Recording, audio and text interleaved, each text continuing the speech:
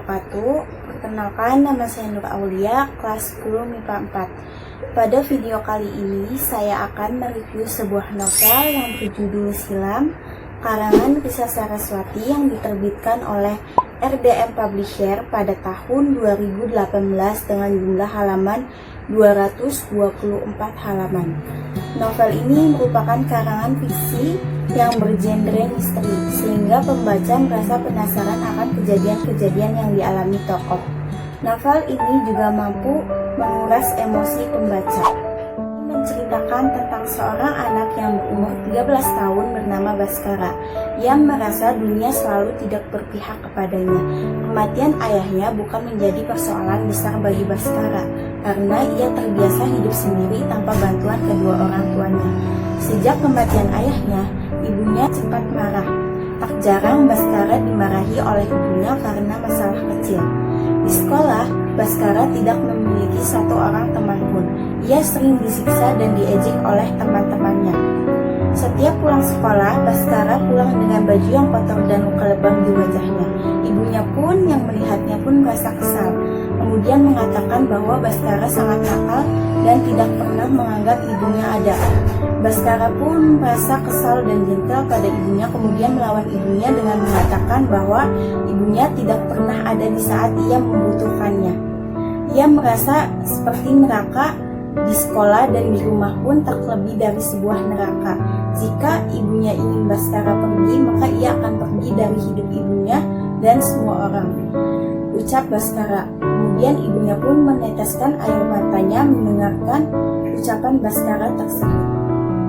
Baskara pun berlari ke kamar ayahnya. Ia menangis di kamar ayahnya hingga menutup kedua telinganya. Ibunya pun mengetuk pintu kamar ayahnya namun tidak dibukakan oleh Baskara. Saat itu Baskara menemukan sebuah kartu nama milik pamannya. Ia baru mengetahui bahwa ia memiliki seorang paman. Keesokan harinya, Romi dan teman-temannya kembali menyiksa Baskara hingga Baskara terluka dan tidak sadarkan diri. Saat Baskara sadarkan diri, ia tidak ingin pulang ke rumah dan ia pergi mencari alamat pamannya. Ia tidak ingin pulang ke rumah karena ibunya pasti akan memarahinya dan menggantungnya. Kemudian ia pun mencari alamat pamannya, namun ia banyak mengalami kejadian-kejadian aneh. Ia seperti bertemu dengan suara-suara aneh dan bertemu dengan seorang wanita misterius. Wanita itu sangat baik kepada Baskara, sehingga Baskara bercerita tentang ibunya yang suka memarahinya. Namun wanita itu berpesan kepada Baskara bahwa ibunya sangat menyayanginya. Baskara berhasil sampai di alamat pamannya di sebuah apartemen terbengkalai lantai 4 nomor 4. Pamannya pun yang melihat Baskara merasa terkejut karena ia bingung bagaimana Baskara bisa sampai ke alamatnya. Kemudian Baskara mengatakan bahwa ia bisa sampai ke alamatnya. Ia mengetahuinya dari kartu nama yang ia temukan di kamar ayahnya. Kemudian pamannya pun mengizinkan Baskara untuk tinggal. Baskara merasa senang karena paman dan bibinya sangat baik kepadanya. Dan juga ia dapat bermain dengan Sasa dan Sakti. Di sana ia pun mendapat teman baru. Kemudian setelah beberapa lama tinggal di apartemen pamannya, Baskara banyak menemukan kejadian-kejadian aneh. Seperti ia tidak menemukan cermin, larangan untuk keluar apartemen, nyanyian di lubang udara kamar, dan nenek tua seperti hantu. Kemudian Baskara pun keluar dari apartemen pamannya, mengajak Sasa dan Sakti. Pamannya yang mengetahuinya pun merasa marah pada Baskara hingga menampar Baskara. Baskara pun menangis dan memutuskan untuk pergi dari apartemen itu. Ia terus berlari untuk keluar dari apartemen itu. Kemudian ia menabrak sebuah nisan yang bernama Dewi Kunti, yang ternyata itu adalah nisan dari wanita misterius itu. Walaupun wanita misterius itu baik kepada Baskara, namun Baskara tetap merasa takut. Dan juga suara Sasa dan Sakti terus terdengar di telinga Baskara. Kemudian Baskara pun menaiki angkutan umum. Namun supir angkutan umum tersebut kaku dan mengatakan kepada Baskara bahwa Cepatlah pulang, Baskara, jika kau telah menghancurkan semua kenangan kamu. Jika kamu ingin pulang, pulanglah temui ibumu. Kemudian Baskara pun turun dari angkutan umum tersebut, dan Baskara pun terus mengingat alamat rumahnya. Dan ia pun berhasil sampai di rumahnya, kemudian melompati pagar rumahnya. Ia duduk di taman rumahnya. Ia merenungi segala kesalahannya. Ia berpikir bahwa ia telah berbuat nakal dan menambah beban pikiran ibunya karena ia pergi tanpa meminta izin kepada ibunya.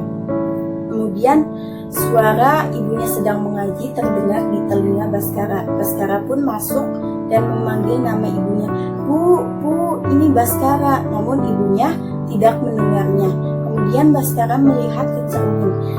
Baskara terkejut melihat dirinya seperti mayat hidup, luka yang membiru hingga membusuk. Baskara baru menyadari bahwa ia telah meninggal dunia, dan Baskara pun menyesal, dan ia pun tidak menduganya ia akan meninggal dengan cara yang tragis. Romi dan teman-temannya pun berhasil ditangkap oleh pihak kepolisian. Baskara berjanji tidak akan pergi meninggalkan ibunya dan ia tetap menjaga ibunya di rumahnya.